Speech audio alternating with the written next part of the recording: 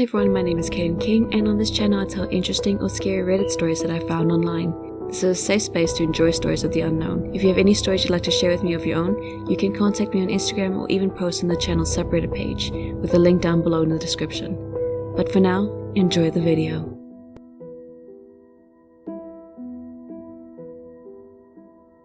I recently went over to a friend's house to investigate some phenomena that have been happening at her apartment. She thinks it has been her Nona, but I warned her it could be something else. I walked in, brought my spirit box and SLS camera.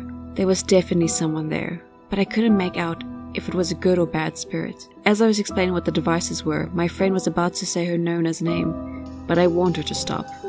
If you come across a spirit and it's acting friendly, someone who lost someone would think, oh, it's my grandfather, or something along those lines. You never want to say the person's last name, or even think it. Other spirits can blurt out that exact name and pretend to be the person close to you.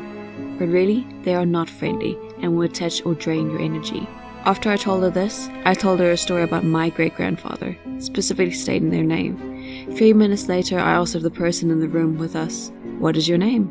"Albert, my great-grandfather's name."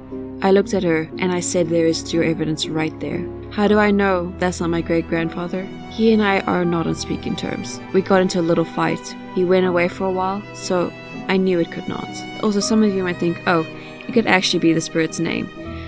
The way it was said and how it continued with the conversation based on what I told my friend about my great-grandfather, I definitely knew it was not. So please be careful what you say out loud, or think next time you are trying to communicate with spirits. A better thought would be, "May I have your name? Can I ask who I am speaking to?" Something along those lines. Stay safe out there.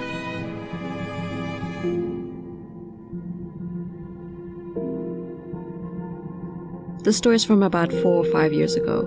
So the story begins when I was going to college for automotive. I shared an apartment with 3 other guys from my class. It had 2 floors. The main floor had the living room and the kitchen, and the upper floor had the bedrooms. We all worked jobs and at different hours of the day, so at any given time, there was maybe 2 of us in the apartment at a time. But most of the time, I was in the apartment by myself because of my work schedule. When I was home alone, I would hear footsteps upstairs. When I would be in the kitchen, cooking food, or in the living room, watching TV or playing games, or when I was upstairs in my room studying, I would hear voices from downstairs. Most of the time, I would stop what I was doing to look around to see if one of my roommates was home. But I wouldn't find anyone in the apartment. When this all started happening, I asked all my roommates if they have heard anything within the apartment when they were home alone. They all had similar experiences. We all sat and talked about it for a little bit before we all went to bed for the night. It was about a week or 2 after we all sat down and talked about it, and things started to get more weird. We would be woken in the middle of the night by knocks and other noises. We also started to wake up with random scratches on us, and some of my roommates started to get angry for no reason at all. So another roommate and I decided to sage the apartment. As we were doing it, I was recording on my phone. When we got done, we left the apartment for a bit. I left my phone on the table to record while we were gone. When we got back to the apartment, it had a different feeling than it did before we left. A more calming feeling. So I went to bed. It wasn't until the next morning that I went over the recordings on my phone after I transferred them to my computer. I was shocked on what I found on the recordings. As I was listening to them, I found EVPs saying things like, "Look, here, go away, stop, leave," and more. Shortly after that, we all moved out of that apartment into a new one. Till this day, I have no idea what was or still is in that apartment.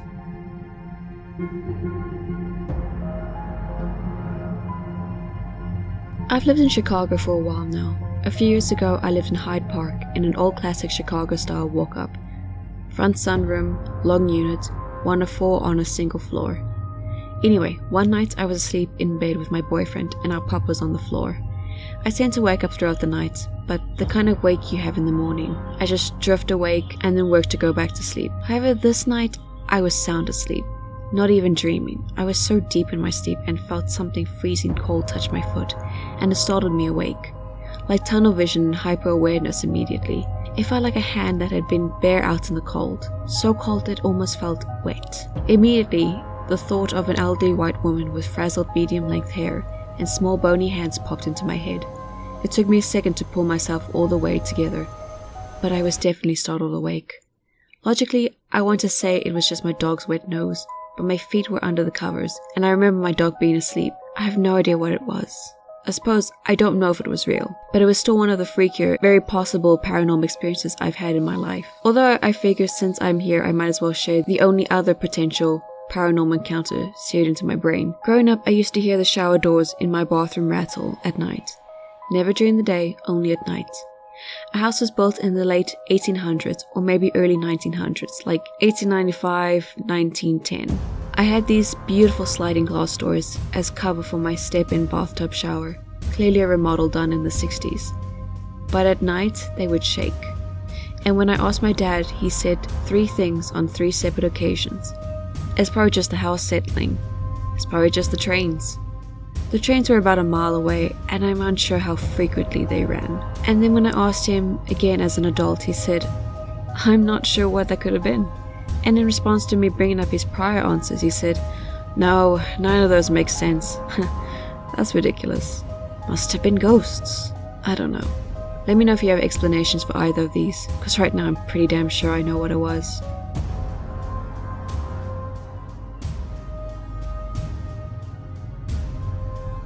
Before I moved to London, I used to live in a 1950s built house in Hampshire, UK. My parents had purchased it in 1999 from an old couple who lived in it since it was built, so no one had died in it.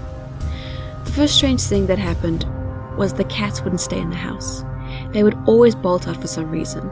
After my parents started renovating, my brother and I both started to feel like we were both being watched in the house. And at night in the living room, you would always feel like something was watching you through the new glass doors from the hallway or the stairs. After a while, if we were sitting downstairs, we started to hear footsteps moving from my bedroom in the room above, walking to my brother's neighboring room, then across the landing to the hallway to my parents' room. My parents both dismissed it as the pipes cooling or the floorboards settling, but you could distinctly tell exactly what boards the footsteps were treading on.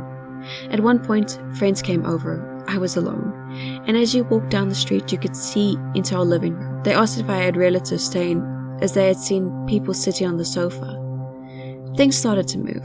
You'd place shoes by the door, and then they'd be under the stairs, or things like keys would be moved somewhere else. Then it gets really creepy. One day I had run a bath, and was listening to music on the computer in the study in the next room. It had been a while and the music had stopped as the PC had gone into standby mode. I had been in the bath about an hour and fell asleep, and as the water had just gone past my nose, the music on the PC shot back on louder and woke me up. Bearing in mind, you had to mash the keyboard or really jiggle the mouse to wake up the computer, saving me from potentially drowning. I took this to be whatever was in the house wasn't bad. However, a few weeks later, I woke up bolt upright like something had woken me up. Must have been around 2 a.m. My door was open to the landing, and it was a bright full moon night, shining through the hallway onto the brick landing. I looked, and to my terror I saw an old man, but he wasn't standing up. It was like he was laying down, and his head was at foot height, staring around the landing wall, directly at me. The moonlight was on his face. It haunts me to this day. I closed the door and stayed with my lights on for the rest of the night. My parents sold the house in 2004 when they moved to New Zealand, and when I spoke to my dad about it later, he said he knew something was in the house, but hadn't wanted to scare my brother and I. He had his own experiences. He'd heard the same footsteps on the floorboards, and in the mornings when he'd get up and make tea for Mum, he'd hear footsteps behind him in the kitchen, walking towards him, something brushing past him, and the taps would turn on by themselves. Years later, when I told him about the old man I'd seen, he said on a few occasions he'd been in the lounge at night, and in the reflection of his reading glasses, he could see the exact same man sitting in the armchair behind him. My dad is a massive skeptic, a policeman back in the day, and a no-nonsense project director. Apparently he was so freaked out he went to the public records office to see what our house had been built on. The area had been made up of old mansion estates back in the Victorian times, and it looked like our kitchen had been built over a pathway leading from the old big house to an ice house outbuilding.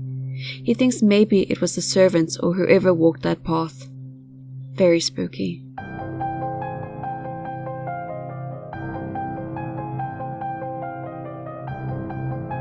This is not my story, but rather my grandma's friend. Back in the 90s, someone just moved in our small town up here in the mountains. I will fake names since I don't want to worry him, so I'll go with Greg. Greg was new to the place, and a lot of people were really friendly towards him. One night after a busy day, he decided to take a quick bath, since the town didn't have a lot of money at the time. they created a bathing place called Denham, or water in English. But a lot of the locals said that the bathing place was haunted. They claimed that they would hear an old man who was talking to them every time they take a bath. But Greg was unaware of the rumors, so he decided to take a bath. After he was done, someone suddenly started to talk to him. He heard it and decided to have a conversation with the man. But a couple of minutes of talking to the mysterious voice, he decided to shine his lantern to the direction of the voice. But to his shock, there was no one there. Being frightened, he ran back to town to tell everyone. Most of them didn't believe him, but a small fraction of people did believe him. And one of them was my grandmother. My dad told me this a week ago, and I don't know how to feel about it. And that's it for today's video. If you guys enjoyed it, please leave a like and let me know in the comments which one was your favorite. Don't forget to subscribe, and if you'd like to support the channel, there are links in the description, along with a few links to buy my dark fantasy novel. I hope you guys have an amazing day. Until next time, bye bye.